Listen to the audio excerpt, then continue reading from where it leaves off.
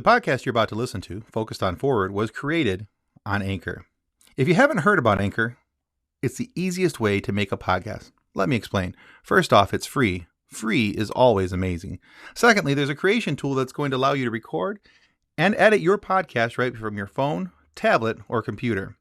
Anchor is going to take that podcast and going to distribute it for you so it can be heard on Spotify, Apple Podcasts, Google Podcasts, and so many other platforms. And you get to make money from your podcast right away with no minimum listenership. It's everything you need to make a podcast all in one convenient place.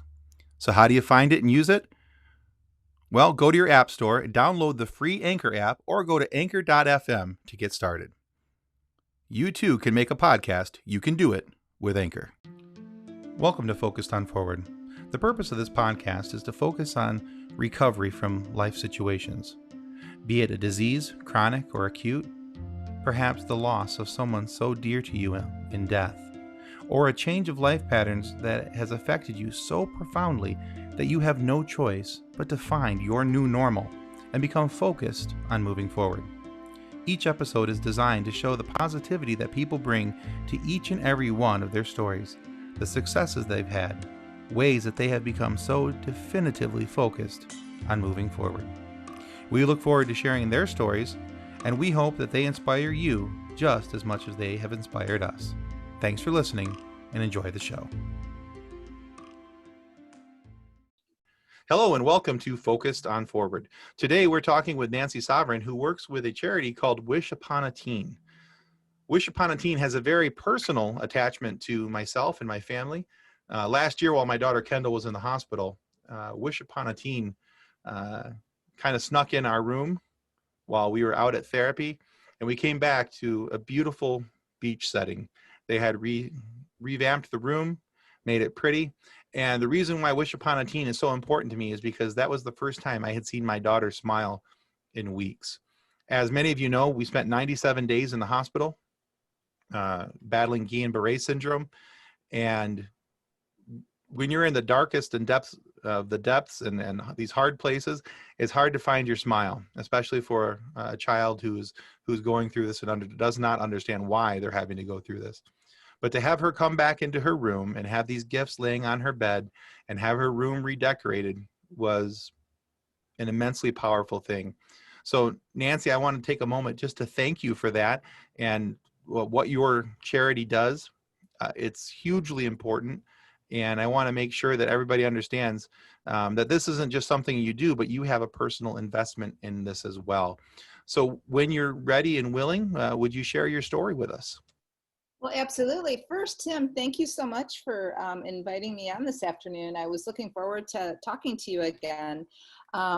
It warms my heart when parents of past teens, that we've designed their room, reach out to us. And it happens more than, I look back and I'm like, wow, we do have a lot of, parents reach back out because it's so impactful what we do. I mean, teenagers, who are in the hospital long-term just have it so difficult with the isolation, being away from their family and their friends. And they're at such an age where being isolated isn't good for them. And 8 years ago, I got involved with Wish Upon a Teen in 2012 when my daughter Hope underwent a bone marrow transplant at C.S. Mott Children's Hospital in Ann Arbor. It was a really dark time for our whole family. She got sick like overnight, had to have a transplant. We have 9 kids in our family, so including Hope. So 8 of them, and then us, we all got tested to be a bone marrow donor. And our youngest was the only match. She was 7 years old at the time.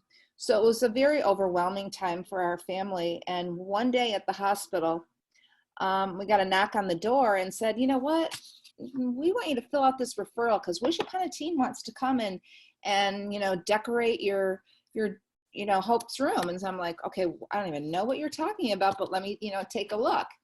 I filled out the referral, and if I don't know if you filled out the referral for Kendall. I think my wife did actually. Yeah, I think their age, their size, what clothing size, the length of stay, what their theme, what they want for the room. Do they have a professional sports team they like? Do they have a person that they admire, or is their favorite celebrity? What are their hobbies and interests? Their favorite color? And if they could decorate their hospital room, how would they want it decorated and why? That is my favorite question. And I love when I read everything. But you know what I've been getting lately, and just to get off topic a little bit, I've been getting a lot of kids, you know, when we ask, you know, the person that they admire and their favorite celebrity, a lot of them say their parents. Oh, really? That's cool. Really sweet. And the one boy that I just did a room for at my hospital had his brother as his favorite person that he admired because his brother was his bone marrow donor. Oh, So that's cool. I know. So there's just so many things. So get back to Hope's story is, you know, we filled out, you know, this referral and I didn't think much of it. I'm like, oh, you know, a couple of things, you know, but they came into the room and they said, you know, Hope, we took Hope down to the playroom, the activity room, and they decorated, and they involved two of our kids that were there at the time too, because the siblings, it's kind of hard. You're kind of in no man's zone when your sibling is sick. You know, you don't know where to go or what to do, and so they helped decorate. And Hope's theme of her room was TV shows. She loves Friends, she loves Glee, she likes Full House, she likes anything that makes her laugh and just makes her feel good. So, and she likes the color purple. So that's what they did her room in, and it was, when you should have saw the look. Well, you know, from your daughter, that look on their face is better than any medicine that they could have gotten to make them feel better. And from that moment on, the impact of having her room designed was unbelievable. It changed like the path that she was going through. Like during the day, I would spend the days at the hospital, my husband would do the nights. But in that, you know, instance where, you know, because we had young kids at home, I had to be home, you know, someone had to go to sports and my husband was driving in from Detroit to Ann Arbor. We felt okay for that half hour or 45 minutes that Hope was going to be alone because her room was rocking it. It was beautiful. She was happy. Even the staff loved to come into a room like this because, you know, there's speakers, there's music, it speaks of the teen, and the teen becomes more, you know, willing participant in their healthcare. You know, they're like, you know, the doctors can know to ask them questions. Oh, I didn't know you liked that show. I love that show. Or that's my favorite football team. And it takes everything full circle. And so Hope got, you know, discharged a month later, and, you know, she brought everything home with her, and some of the stuff is still in her room 8 years later. And I decided, you know, I had taken a leave of absence because Hope was sick. So I, you know, couldn't afford to donate. You know, I wish I could have, but I can donate my time and my energies. And so I became a volunteer for Wish Upon a Teen. And then they asked me to interview for the community development specialist. And at the time there were only in 6 hospitals between Michigan, Minnesota, and LA. And so I grew up from 6 hospitals, and now we're in over 90 hospitals across the United States. So that was a real work, you know, to introduce, you know, Wish Upon a Teen. You know, it's a no-cost program. It doesn't cost the hospital anything. It doesn't cost the patients anything. You know, we did that, and it was easy for me to talk to these hospitals because I lived it with my child. And, you know, I knew firsthand the impact that it was, and, you know, this would be a good thing for everybody. And so hospitals were quick to jump on.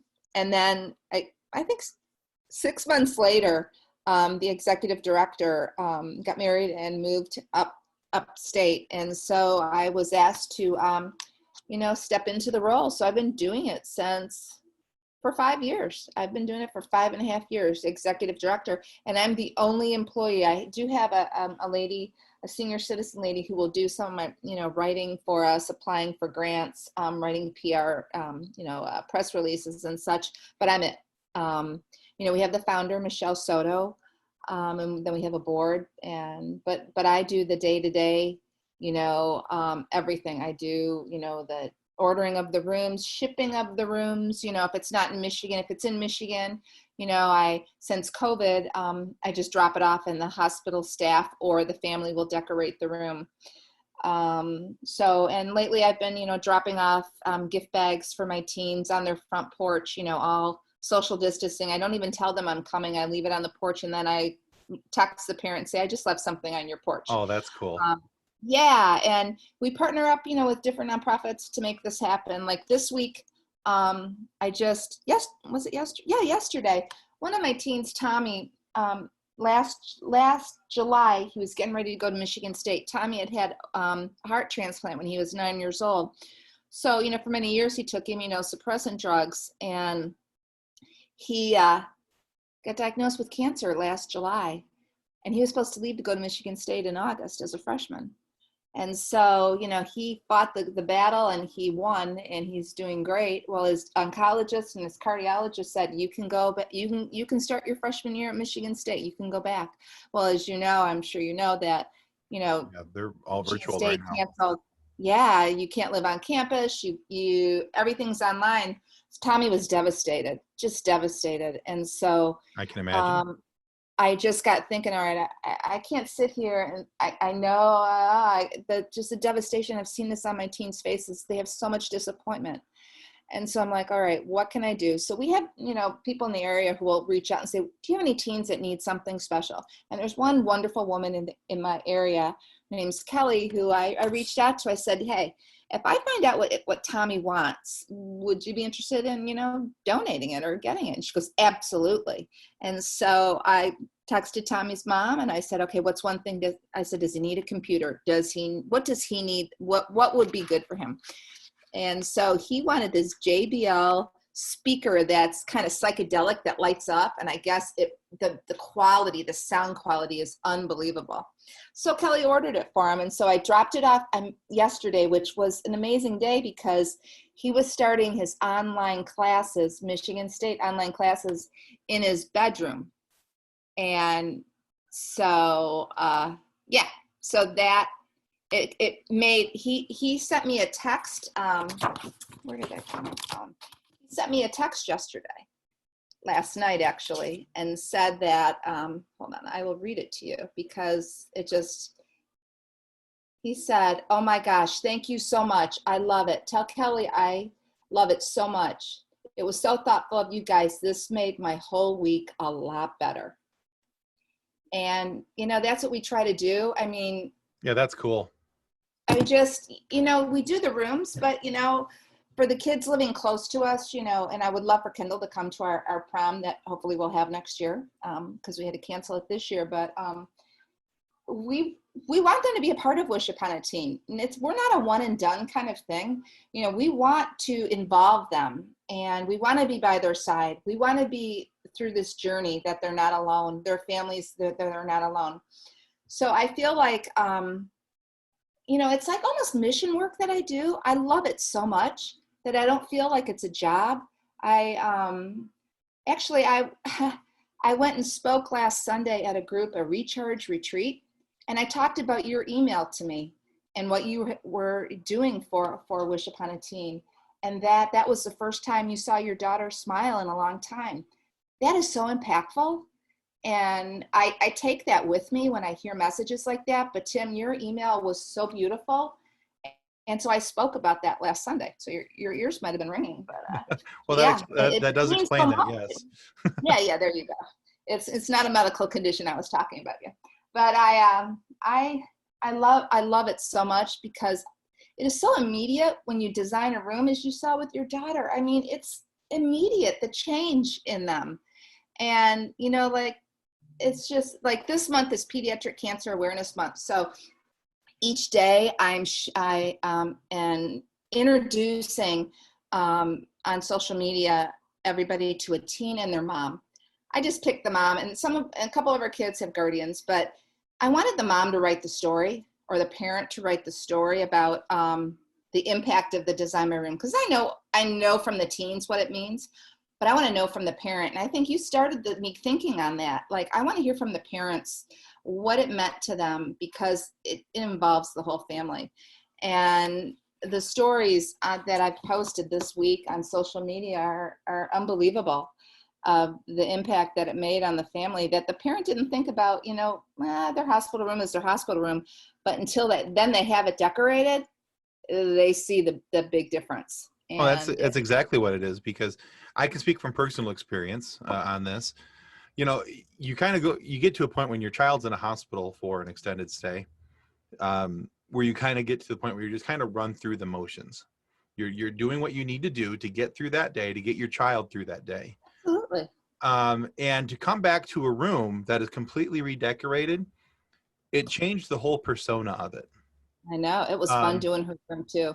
Mm. yeah, and to see the look on her face, and to know that that room helped her relax.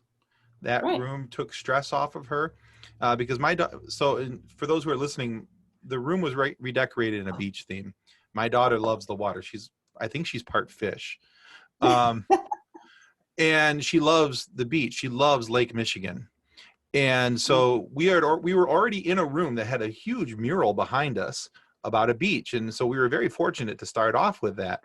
And then all the things that you guys did inside of the room only accentuated that. And her favorite thing, which she still has in the room, we had some pineapple lights that we strung up, that you guys had strung Yep. up. And so we have those pineapple lights still. We have the bedding that you guys use. She uses that at home. I Um, know. all these different things that were part of that room and part of that experience, that most people, when they walk out of the hospital, they go, I don't want to think about that again. I don't want to Right. But it revisit that again. changes that. It totally Yeah, changes it. because we talk about the hospital, and there's, let's be honest about it. There's negative experiences when you're in a hospital for a long period of time and you're dealing with a sick child. Right. um and you try to find the silver lining to everything, because when you're in that situation, you're grasping at that straw. Right. but You are. but with this situation, it gave us something positive to talk about. And when we talk about staying at Mary Free Bed, which, by the way, if you're in Western Michigan and you need a rehabilitative hospital, Uh, number Mary, one. Number one. oh It's the man, best. I can't say enough good things about Mary Free Bed and their staff. Beautiful, wonderful people. It's an um amazing facility. yes, it is. And so we always talk about that. Oh yeah, the staff was great. It was great. But let me tell you what they did this Wish Upon a Teen did for my daughter's room. That's one of the first things we always talk about, because it was that impactful Mhm. to what happened with our family. It's amazing. Thank you so much for sharing that, because you hope as an executive director, and that you're making an impact. I knew we were, because my family lived it, but I just want to make sure that that we are doing that. And I'm telling you, it's just these teens. You walk into a unit, and I was there at Mary Free Bed. Most of these units are they're pediatrics, so they're not geared towards the teenager. And so, they become anxious, they become depressed, they spend more time in that hospital room than they do their own house. And so you try to change that for them, that make them feel their age, because they're on a pediatric floor. And it's just, and their activities are restricted, and, they feel socially isolated. And that's just awful. So, when those emotional issues go unaddressed, it leads to withdrawal, it leads to anxiety, rebelliousness, and even depression. So, if we can change that path, that negative path, and bring it back, it does help the physical, illness. It really does. Yeah, excellent. And I can attest to that it does help with that, because you're there, there's not much that they can do, especially with my daughter fighting Guillain-Barré syndrome. She was learning to walk again, learning to use her hands again, learning to do all these things again. And so there was a lot of extra stress and things. And so, there were times where she would take a mid-afternoon nap, and we'd shut all the blinds and the curtains, turn on the pineapple light. She'd put her little eye mask on and I listen to, love, you I know, love that. I love yeah. that. And she just Think kind of of little let the little lights. stresses go away. I know. And when you think about it, oh, pineapple lights. Oh my God, to a teen in the hospital, those pineapple lights at that moment meant everything to her, and probably to you as well. And to me, I love that. I love that. I'm going to look at pineapple lights differently now. Thank you. Good. Yeah. I And might have to get some. there you go. Yeah. It's amazing. Just these little things that happen, um, and how impactful they are, and how long, we'll carry this feeling with us for, till the end of my days. I know that. The level of appreciation that I have, as well. So let me ask you a couple quick questions. First off, how's Hope doing now? She's doing pretty good. It's been a long 8 years. I mean, the year after her transplant, she had to have an open heart. We were on vacation in Charleston, South Carolina, visiting family. And for that year after transplant, Hope had a estrogen patch because they put all your female, system to sleep while you go through a bone marrow transplant. And so what happened is we were on vacation, and Hope was born with spina bifida. I left that out, I'm sorry. So she's been in a wheelchair. She's paralyzed from the waist down. So she's been in a wheelchair Okay. her entire life, or when she was old enough to sit up and be in a wheelchair. So she's had 119 surgeries. So, life had already dealt her, a pretty rough, a hand. So when she got diagnosed, literally, she was deathly ill. She woke up with a nosebleed that wouldn't stop. And it was awful. And then all of a sudden she got this rash all over her body. It was a petechiae because her platelets were at 2. And so they got her in the hospital. Wow. And they said, yeah, we're sending you from Beaumont to U of M. She needs a transplant. We're like, whoa, what? And so that's how fast everything happened. And because she was so sick. So the next year we went on vacation. She had been wearing this patch, and she's had a shunt since she was born because, of the spina bifida, because it's a hole in the spine. They closed up the hole, but from where that point is, she's paralyzed. And so it's from her L1, L2. So she's paralyzed from that point on. And so like from her waist on down. Okay. And so she was getting a headache. So we thought it was a shunt malfunction. So she went in, we took her to the Children's Hospital, MUSC in Charleston. And they said, yeah, her shunt looks like that it might be malfunctioning, but we want to do this other test to put, a scope down and see what's going on. Maybe there's like a clot somewhere. Well, thank God this doctor was an angel sent from above, as they found that she had a golf-size clot between her shunt. She has a VA shunt that goes from her brain to her heart to, get the spinal fluid. There was a clot the size of a golf ball there. And the only way they couldn't just dissolve it. The only way to get it out without her dying was open heart surgery. We're on vacation, although we were with family down there. But so she had open heart surgery down there. And, 1 year after her transplant. And so, but she's had, some other surgeries since then, and shunt malfunctions. That's part of, having a shunt. She's up to, I think, 119 operations, but she's doing great. She's doing great. She's in the post-secondary program for Birmingham schools. And I have to tell you, this COVID hasn't been easy when you're social like Hope. And, she's in this special ed program. And so, online education is just not easy for them. Not easy for them at all. No, it's great in theory. But Kendall's a very social girl too, and she's having some struggles with it as well. It is, and it's really hard. It's very hard. And we have a junior in high school. We just have the 2 at home. Our most of our kids live out, and our other one is at Michigan State, and our other is a junior in high school, and she's like, in her bedroom on the computer working, and I mean working hard. But there's no socialization, and it's hard. We have to be careful, like you, I'm sure we have to be careful with Kendall, with their immunocompromised. We don't take any chances. I don't play any games. No, absolutely. No chances taken. No chances taken. So, but this has been a really difficult week for everybody in our household because of the online school.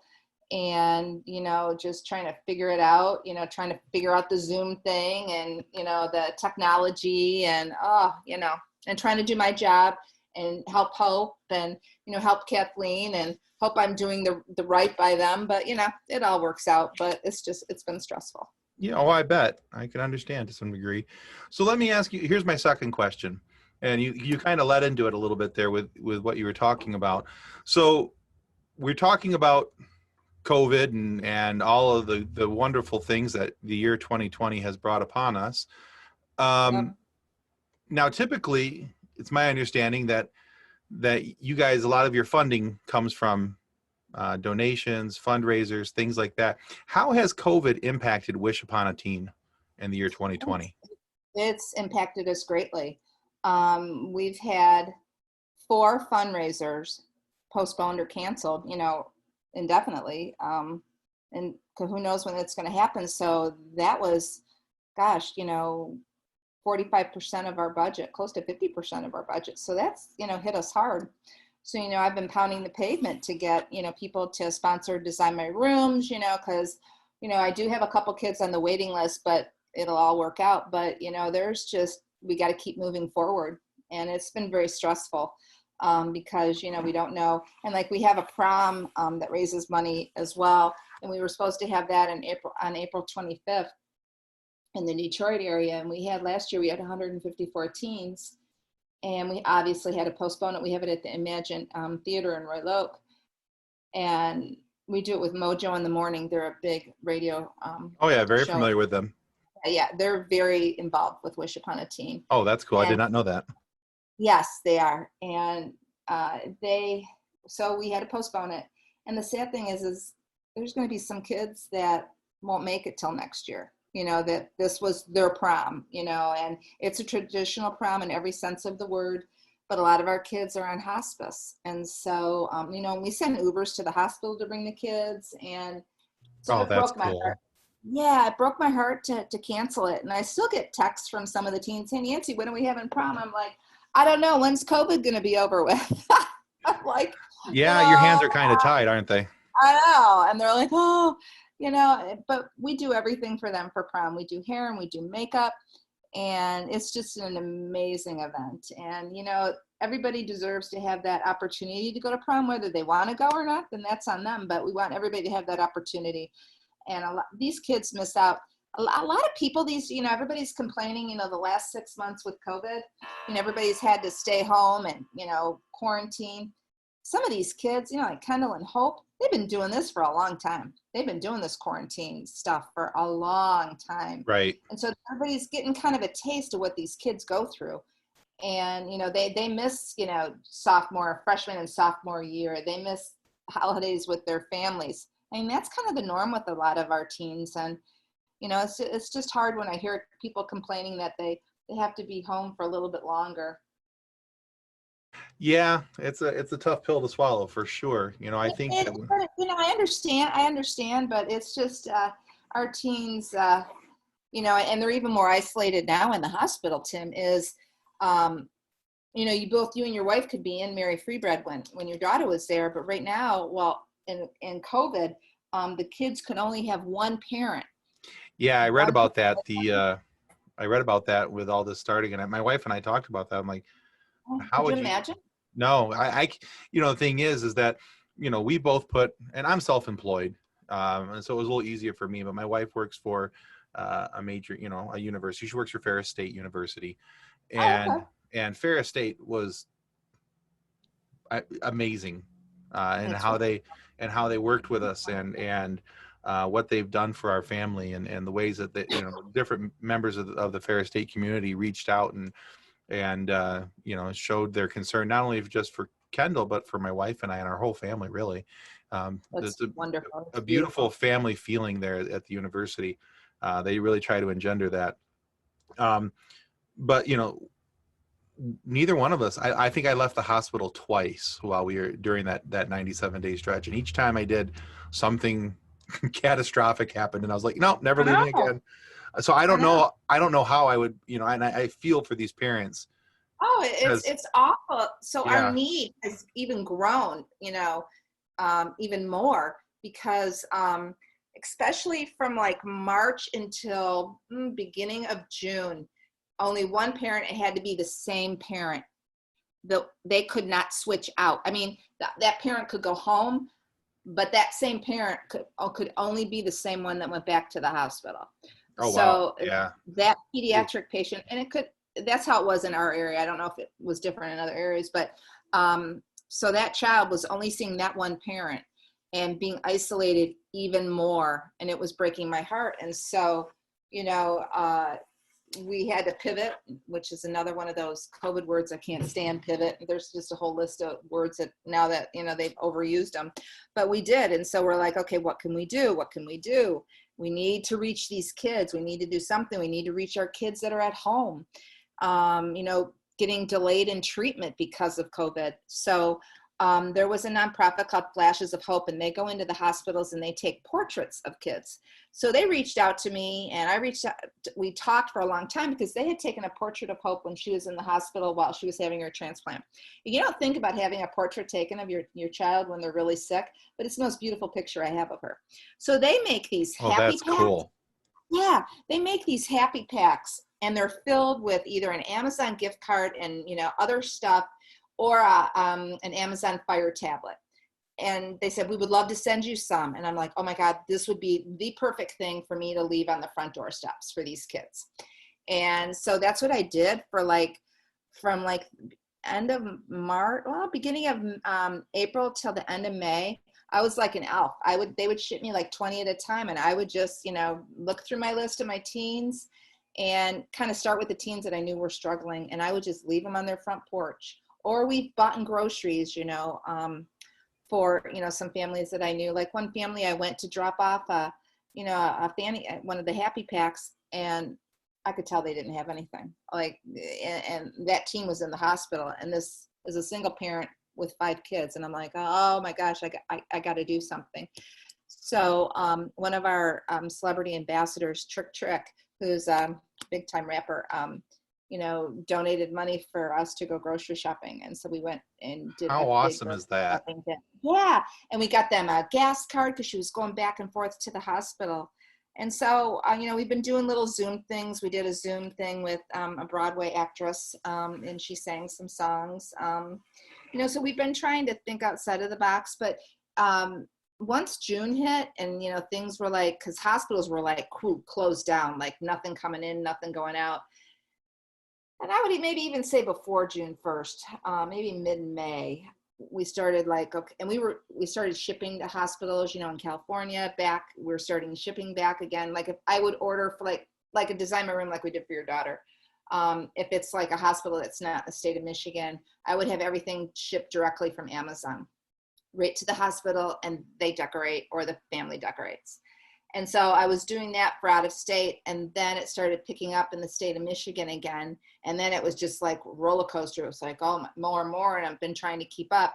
But what I do is I deliver to the front door, give it to the child life specialist or the social worker or whoever, and then they go upstairs and either they decorate it or the family decorates. And then they send me pictures, so I get to see all the awesome things. And we've had some Michael Fulmer, who pitches for the Detroit Tigers. Him and his wife have been very involved with Wish Upon a Teen, and they've just sponsored, and actually they shopped for 2 rooms just recently. And so, because his wife Kelsey has been involved, we're personally been going in and doing the rooms, so they know they've seen the impact like you and I have. And so it's just been, I got a text today that there's a young boy at a local hospital that's not going to come home from the hospital. He has cancer, and his mom died 3 years ago of cancer, and he's just with him and his dad. And so they wanted to know if I would, drop off, they would love for him to be in a beautiful room. I'm like, absolutely, so they're going to get me all that information tomorrow. But, good. I know. So, I'm so grateful for you inviting me here today to talk about it. But I'm telling you, when I got that email and we talked, I was just it just makes me feel like sometimes you do need a little reminder, during this time of COVID, because everybody's kind of down and it's very difficult. And I know I said before, I wish people would understand, our teens go through this all the time. It's hard on people. It's hard on everybody. Everybody's struggling, and we're trying our best. And I did need a little reminder, I was like, am I really making a difference? Am I doing it? And your email, and when we talked that day, I'm like, yeah, okay. I feel good. Oh, good. I'm glad I could help with that. Yeah, I just needed a reminder that what we're doing, and I knew, but COVID's just been really hard. Been really difficult. Yeah, it's been a butt kicker for many a person this year. That is for sure. It has. Absolutely. It has. So, yeah. Nancy, how can people help? Is there a way for them to donate directly to Wish Upon Yes, a they Teen, can. or how? What ways can people help? I guess that's the next question we need to ask. Well, mostly, donating to sponsor a room or even a portion of a room. I mean, whatever anybody wants to donate, they can go visit our website at www.wishuponateen.org. And there's a donate button, or they can email me at nancy@wishuponateen.org. And if they wanted to volunteer, in their area, and, once we're able to go back in hospitals, they can come and help decorate, or they can help with prom. And, we do spa days for kids, hopefully someday down the line, they're just, or if they have a company that wants to get involved. We've had companies, of the kids that we've done their rooms, their dad's company or their mom's company said, hey, we want to sponsor a room a year, one room a month for a year. And that's happened a couple of times, which has been That's wonderful. And fantastic. yeah, and so like if there's a corporation that is civic minded, most corporations are now, they want to be seen as giving back to their community. And let me say, we've all been teenagers, and by the grace of God, I mean, we're all, most of us have made it out, okay. We didn't have those serious life medical illnesses like many of our, like my daughter and your daughter and a lot of the teens. So this is just, it's a no-brainer. It's like, it's so easy to sponsor a room, and sometimes like this lady called yesterday, she goes, I want to sponsor a room, but I want to shop too. I'm like, that's okay. You can drop it off at my house. She lives in the next city over. And once I get a referral, I'll let her, know what the theme is, and she'll shop. And, people just want to, they want to know where to give, and they want to make a difference. They just don't sometimes know where to look. And so that's why I appreciate you having us on today, because and the cost, I can just say this, the cost to decorate a room is $250. It's very doable. Okay. No, that's very good information to have. I Yeah. think another way too, I'd like to bring up for people to be able to donate, and it's something that you can do. So Amazon has a program called the Smile Program. Yes, that's us. We're on that. So yeah, so the currently the charity that we donate to, my family donates to, is Wish Upon a Teen. So any purchases that we make, and we've probably made more purchases on Amazon this year, I think, than ever before. But if you just Google Amazon Smile Program, if you're a Prime member and you do a lot of shopping on Amazon, please select Wish Upon a Teen as your charity. And then you shop from that smile.amazon.com. Every single time, a portion of your purchase goes to Wish Upon a Teen. So you may think, well, I can't support them outright. I can't, donate the $250. I can't do this. I can't do that. Here's something you can do. If you're already buying things from Amazon, please select Wish Upon a Teen as your charity, and you can drive money to them without even trying. When you buy your headset, they get money. When you buy an album, they get money. All these different things is a nice, subtle way to make sure that Wish Upon a Teen gets the money they need to help these kids, because it is an amazing thing that they're doing, and I want to make sure that they get every bit of help that they can. Thank you, Tim. And this Amazon Smile, it's a great thing because you're buying it anyways. You're going on and you're getting whatever you need off of Amazon. And if you go to this amazon.smile.com, I mean, it generates funds. And I love when that happens. And, people don't have to sponsor a whole room. They can, do an Amazon gift card. They can have one such as, they can do a Target gift card, or they can, $5, $10, every bit goes to it all adds up. It all adds up. Whether you can go to wishuponateen.org and donate $1, $100, whatever it is you can donate, that amount of money is going to add up, because your dollar with 100 other people's dollars is $100, and then they have, that's going to a room, and that's helping a kid, and it's an amazing thing. So another thing I'd like to bring up, another way that you can help. I started on a secondary podcast, so of course this is focused on forward. And a group of friends of myself included, have started another podcast called the Funny Science Fiction Podcast. where we talk about things in the sci-fi world with a little bit of irreverence. So whereas this has a serious tone most days, funny science fiction is just that. We try to be funny, a little humorous about things. But we have a line of merchandise that we're selling, and there'll be a separate video that we'll post about that regarding this with Nancy. But I'm going to include a link to that in the post description. So if you'd like to go buy one of these shirts or a coffee mug, a phone case, whatever it may be, stickers, magnets, 100% of the proceeds of that are going to go to Wish Upon a Teen. And it's very That's important. incredible. Yeah, Incredible. it's very important to me that we find a way to help you guys out, and that we find a way to get you guys the money that you need to help these kids. Because what you guys did for my family, I can say thank you, but thank you just doesn't seem to be enough. So, but yeah, so that will all be included there, and with a link to the Funny Science Fiction podcast, so that they can get that information and buy that merchandise. Go out and buy it, guys. Go to Amazon.smile and and select them as your charity. Go to wishuponateen.org and send them some money. What they're doing counts, and it has a huge impact. So, Nancy, thank you so very much for being on today. Thank you for being with us. Thank you for talking with us. But most importantly, thank you for doing what you're doing and helping these kids and their families in a time when they may not realize how much of your help they need. Thank you, Tim. I appreciate all that you do and all that you want to do to help, Wish Upon a Teen and teens moving forward, because what we do is critical, and it is needed. And your generosity is incredible. So thank you. Oh, thank you very much. All right, guys, that's what we need you to do. Go to Amazon Smile, go to wishuponateen.org, buy those shirts in the merch link. Let's make this happen. Let's get these guys some money. So thank you very much for listening today, and that's going to wrap up Focused on Forward. Well, that concludes another episode of Focused on Forward.